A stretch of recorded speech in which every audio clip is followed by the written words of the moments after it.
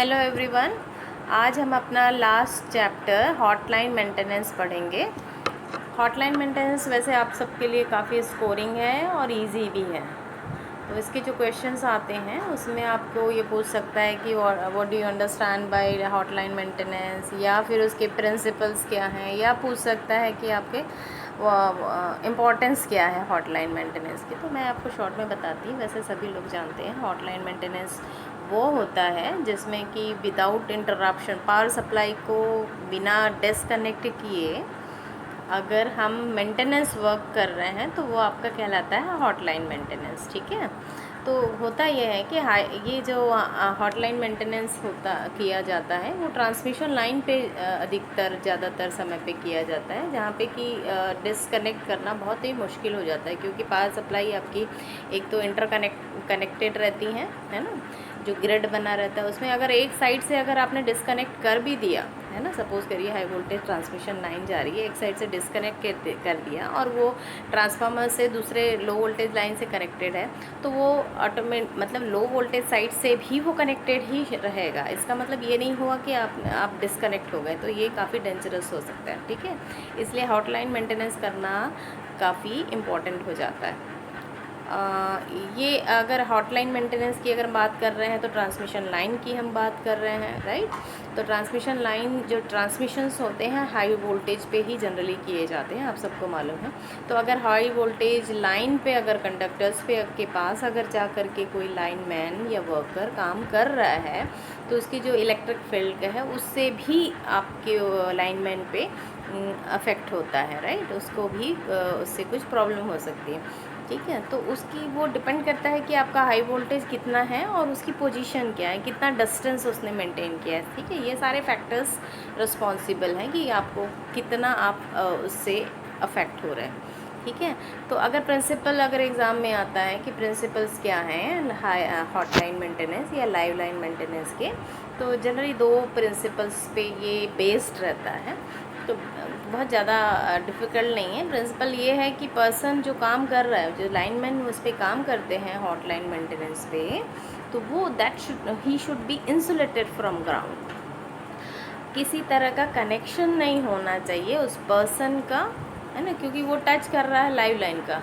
और ग्राउंड बिल्कुल नहीं होना चाहिए जिस पे वो खड़ा है, जिस प्लेटफॉर्म पे यूज़ हो रहा है या जिस क्रेन से यूज़ हो रहा है ट्रक्स, तो वो आपके टोटली इंसुलेटेड होना चाहिए। ठीक है। दूसरा प्रिंसिपल ये है, ये हॉटलाइन मेंटेनेंस का मतलब सिंपल सा है, बहुत ज़्यादा डिफिकल्ट नहीं है।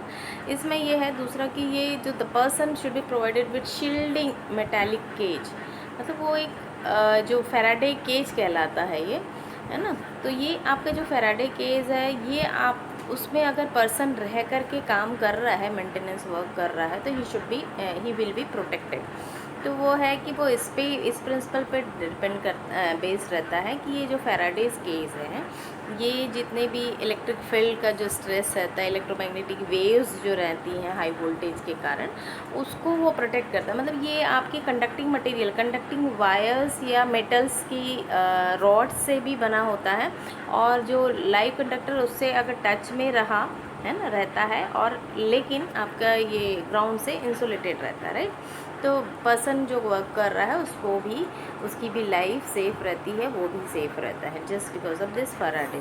मतलब मेन प्रिंसिपल यही हुआ कि आप जिस प्लेटफॉर्म पे काम कर रहे हैं या किसी भी बकेट में ले करके जो पर्सन काम कर रहा है बकेट में खड़े होकर के, वो इंसुलेट होना चाहिए। मतलब टोटल वो पर्सन इंसुलेट होना चाहिए किससे, ग्राउंड से। ठीक है, तो ये है आपका प्रिंसिपल हो गया। ठीक है, तो ये मेंटेनेंस वर्क है आपका जो है ये लाइव वायर पे ही किया जाता है। तो ऐसा नहीं है कि सिर्फ आपका इंसुलेट कर दिया है उसके बाद you are free to touch the live conductor, ऐसा नहीं है। इसके बावजूद हम बहुत सारे प्रिकॉशंस लेते हैं, जैसे जो हॉटलाइन मेंटेनेंस के जो टूल्स हैं वो हम यूज़ करते हैं। उसमें आपके ग्लव्स भी यूज़ होते हैं, है ना, जो कि इंसुलेटेड मटेरियल के बने होते हैं। उनकी जो शूज़ होते हैं वो भी आपके इंसुलेटिंग मटेरियल्स के बने रहते हैं। ये बहुत सारे और भी टूल्स टूल्स रहते हैं कि जो उसको प्रोटेक्ट करते हैं पर्सन को, लाइनमैन को, ठीक है। तो ये जो लाइव लाइन मेंटेनेंस या हॉटलाइन मेंटेनेंस है, ये इसमें जो कौन कौन सी एक्टिविटीज़ की जाती है, यहाँ पे नंबर्स दिए गए हैं। तो पहले नंबर में आता है आपका रिपेयर ऑफ कंडक्टर्स, ठीक है। Repair of conductors of overhead line, जो कंडक्टर्स जा रही हैं अगर उसमें कुछ प्रॉब्लम है तो उसको रिपेयर करने के लिए, या बस बार है आपका उसको रिपेयर करने के लिए काम आता है, हॉटलाइन मेंटेनेंस यूज़ करते हैं। ओवरहेड अर्थ वायर है ना, उसमें अगर कोई प्रॉब्लम आ गई उसको चेंज करना है, तो ये सारी जो चेंज और मेंटेनेंस वर्क है ये किया जाता है। दूसरा, आप इंस्पेक्शन आप क्लोज डिस्टेंस से कर सकते हैं, है ना, दूर से नीचे से देख करके आप एक्चुअल कंडीशंस को नहीं गेस कर सकते, पता नहीं कर सकते, तो इसलिए आप क्लोज उसके जा कर के पता कर सकते हैं कि हाँ भाई इसमें इतना जल गया है या ये हुआ स्पार्किंग या इतना उसकी कंडीशन ख़राब हो गई, ठीक। नेक्स्ट है आपका inspection, repair, replacement of insulators, ये आप लोग जानते ही हैं, है ना। इंस्पेक्शन करना है इंसुलेटर में कोई क्रैक तो नहीं आ गया है, राइट, या फिर आप क्रैक आ गया तो उसको रिप्लेस करना है ना, या फिर छोटी मोटी कोई डस्ट आ गई या कुछ हो गया तो उसको रिपेयर भी कर सकते हैं। तो इस तरह से इंसुलेटर्स को अगर चेंज करना है, रिपेयर करना है, तो ये काम भी आपकी हॉटलाइन मेंटेनेंस में आता है, ठीक है। और इंसुलेटर से दूसरी और चीज़ होगी, उस इंसुलेटर्स में डस्ट फॉर्म हो जाता है ना, जिससे उसकी डाइलेक्ट्रिक स्ट्रेंथ कम हो जाती है, इसलिए उसको डर्ट को क्लीन करना ज़रूरी रहता है, इसलिए वॉशिंग की जाती है। तो जिसके पिक्चर्स में आपको आगे और दिखाऊंगी, जिससे आपको समझ में आ जाएगा कि किस तरह से की जाती है, और हॉटलाइन ही की जाती है, राइट। एंड नेक्स्ट है आपका insulators, repairs, replacement of structural part near the live part. अगर कोई इंसुलेटर्स, रिपेयर्स और ये स्ट्रक्चरल पार्ट में हो रहा है नियर द लाइव पार्ट, इस लाइव पार्ट के पास में भी अगर हो रहा है तो इसी तरह के प्रिकॉशंस किए जाते हैं, और वो भी आपके हॉटलाइन मेंटेनेंस के अंतर्गत ही आते हैं। अब ये जो आपके एग्ज़ाम में भी पूछा जाता है, क्योंकि बहुत छोटा सा टॉपिक है आपका, हॉटलाइन मेंटेनेंस क्या है, कौन कौन से टूल्स यूज़ किए जाते हैं, तो यहाँ पे लिस्ट यहाँ पे दी गई है, आप लोग भी जानते हैं, बहुत डिफ़िकल्ट नहीं रहेगा आपके लिए। जनरली एग्ज़ाम में पूछते हैं, आप इसको बिल्कुल ही याद कर लीजिए। पहला है आपका इंसुलेटिंग लैडर, है ना, या तो एपॉक्सी रेजिन का बना होता है, या वुड सेक्शन का होता है, या फाइबर ग्लास जनरली यूज़ करते हैं। नेक्स्ट है आपका इंसुलेटेड टोंग्स यूज़ करते हैं।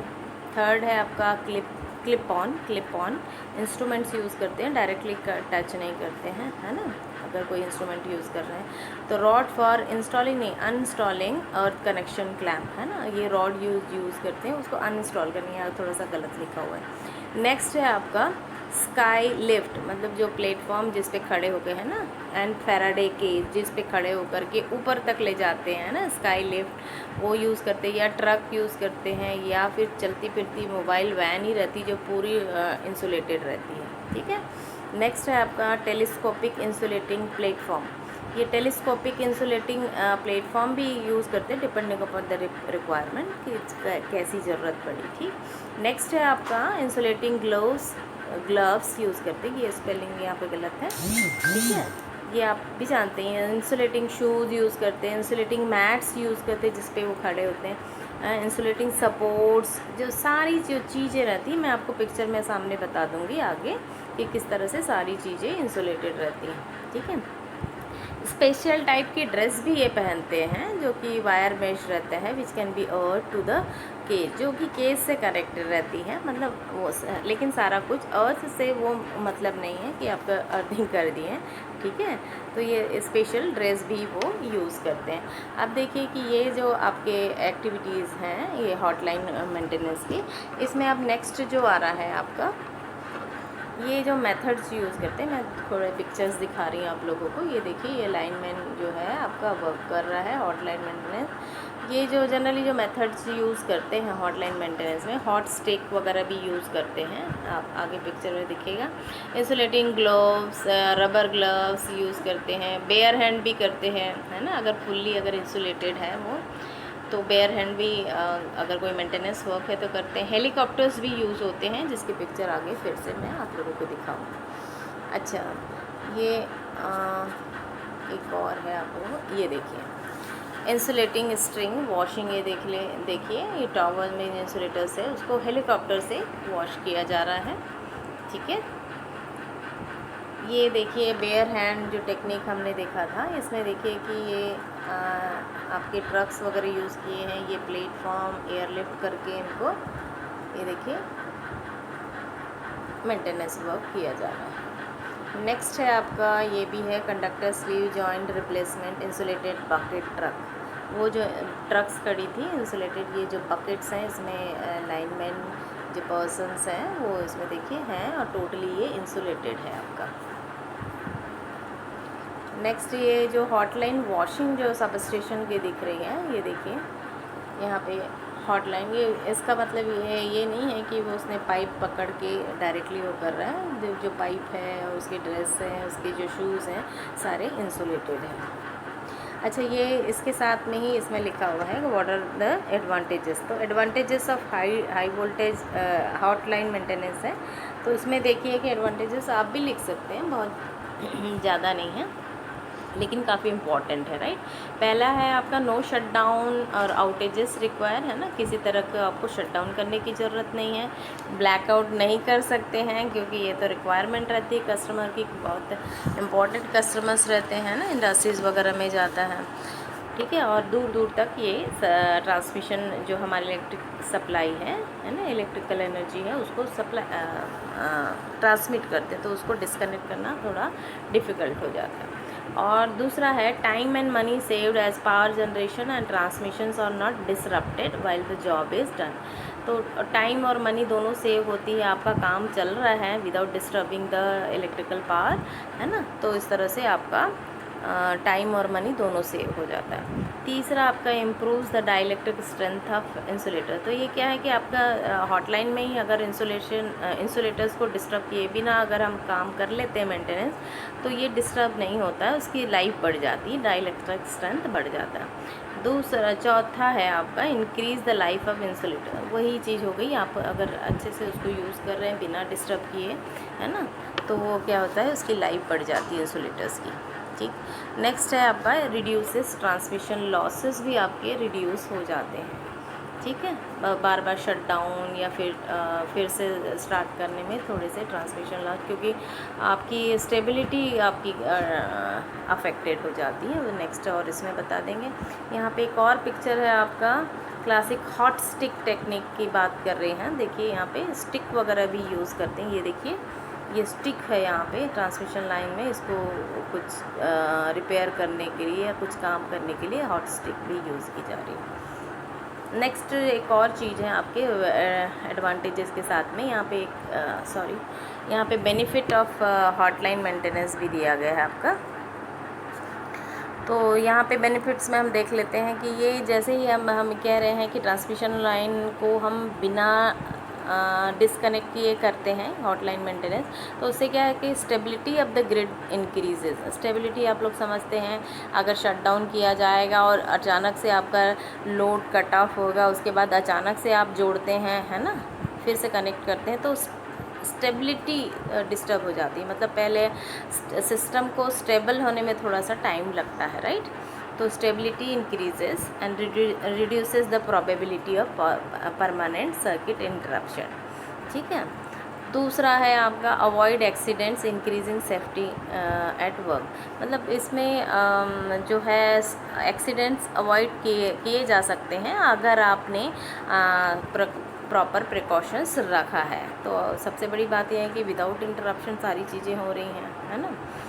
और देखिए अगर कोई मेंटेनेंस वर्क भी चल रहा है, उसको शट डाउन करके अगर किया जाता है तो एक तो कितना टाइम लेगा पता नहीं चलता, और 1 आवर अगर कहीं डिस्कनेक्ट हो जाएगी सप्लाई तो वो बहुत ज़्यादा मनी और टाइम लॉस होता है। नेक्स्ट है आपका live line saves line breakdown eliminating interruption to the supply. वही चीज़ है आपकी, लाइन ब्रेकडाउन को हटा दिया जाए तो इंटरप्शन नहीं रहता है, तो इससे आपका इनिशियल कॉस्ट भी अफेक्टेड होता है, मतलब वो भी कम हो जाता है, बिना आपको कुछ इंटरप्ट नहीं करना है, राइट। ये सारी चीज़ें आपकी हो गई हैं। एक हाँ, एप्लीकेशन ये जो है हॉटलाइन मेंटेनेंस का एप्लीकेशंस के फॉर्म में अगर बाई चांस आता है क्वेश्चंस, तो आप इसमें लिखेंगे टेस्टिंग ऑफ पंक्चर्ड इंसुलेटर्स। अगर हॉटलाइन मेंटेनेंस का एप्लीकेशन पूछा जाए तो टेस्टिंग ऑफ पंक्चर्ड इंसुलेटर, ठीक है, उसको भी टेस्ट करने का काम हॉटलाइन ही किया जाता है ना। हो सकता है वो हो सकता है कि ये जो प्रिवेंटिव मेंटेनेंस है इंसुलेटर का वो चल रहा है, तो वो भी हॉटलाइन मेंटेनेंस के अंतर्गत आता है। दूसरा आपका रिप्लेसमेंट ऑफ डिस्क इंसुलेटर, ये भी आप जानते हैं। Tightening of nut bolts of power connectors, जो है ना, जो भी चीज़ें हैं आपकी पावर नट बोल्ट्स लगे, हो सकता है कि वो लूज़ हो गए, तो उसको भी टाइट करने का काम भी ये हॉटलाइन मेंटेनेंस के अंतर्गत आता है। या हो सकता है कि आपका सैग आ गया है ना ट्रांसमिशन लाइन में, तो उसको भी तो करेक्ट करने का, है ना, सैग को हटाने का, ठीक करने का काम भी हॉटलाइन मेंटेनेंस के अंतर्गत ही किया जाता है। नेक्स्ट है आपका, अगर छोटी सी बात है तो नेक्स्ट है आपका प्रोवाइडिंग पैरेलल जंपर्स आप लोग जानते हैं कि एक लाइन से दूसरे इसमें अगर करना है ना, पोल वोल के थ्रू, तो जंपर्स हम यूज़ करते हैं। तो वहाँ पे भी अगर पैरेलल जंपर्स वगैरह प्रोवाइड करना है तो वो भी हॉटलाइन मेंटेनेंस में आता है। हॉटलाइन वॉशिंग ऑफ इंसुलेटर जो हमने अभी देखा था, वो सब भी वॉशिंग भी आपकी एप्लीकेशन के अंतर्गत आ जाएगी। तो इस तरह से आपका हॉटलाइन मेंटेनेंस ये सारा आपका कंप्लीट हो गया और आपका पूरा का पूरा सब्जेक्ट ऑलमोस्ट कंप्लीट हो गया। इसके बावजूद अगर कोई वीडियो वगैरह मिलता है तो मैं आपके व्हाट्सएप में ज़रूर डाल दूँगी। Okay, study well.